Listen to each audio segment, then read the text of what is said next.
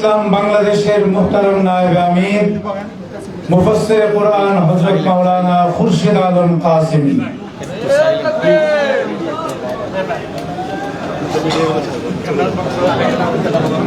السلام عليكم ورحمة الله وبركاته.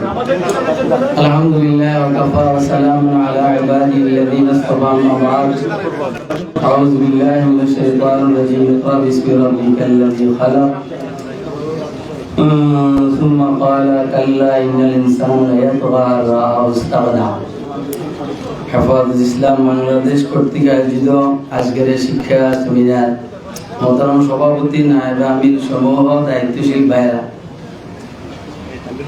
এই সমস্ত মজমার মধ্যে বক্তব্য দেওয়ার আমার অভ্যাস নাই, আমি পাই না।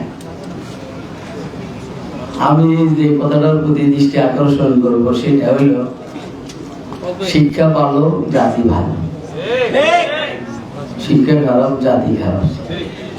শিক্ষা জাতির মেরুদণ্ড, শিক্ষা জাতির মৃত্যুদণ্ড। শিক্ষা ভালো হইলে আবু বকর হয়, ওমর হয়, ওসমান হয়, আলী হয়। শিক্ষা খারাপ যদি হয় আবু জাহল হয়, উতবা হয়, সাইবা হয়, ওলীদ হয়। শিক্ষা ভালো হইলে আহমদ শফি হয়, মুহিবুল্লাহ বাবুল নগরী হয়, শাইখুল হাদিস আল্লামা আজিজুল হয়। শিক্ষা খারাপ হইলে তাসলিমা নাসরিন হয়, হায়দার হয়, তারপরে আর কি শাহরিয়ার কবির। আমি তো বুঝি এখন আমরা কি দেশে শাহরিয়ার কবির চাই না আহমদ শফি চাই?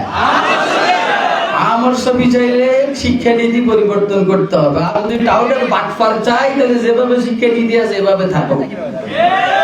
যদি টাউটের বাটফার চাই, চোরার ডাকাইতার লম্পট চাই, তাহলে শিক্ষানীতি যেভাবে আছে এভাবে থাকো।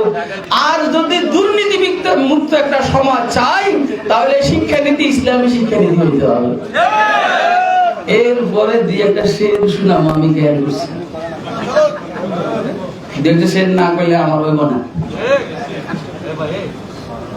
গুলস্তার মধ্যে বলেছে গেলে খুশবু এদর হাম্মাম রোজে রসিদ আজ দস্তে মাহবুবে বদস্তা, এরকম সাইটটা আছে।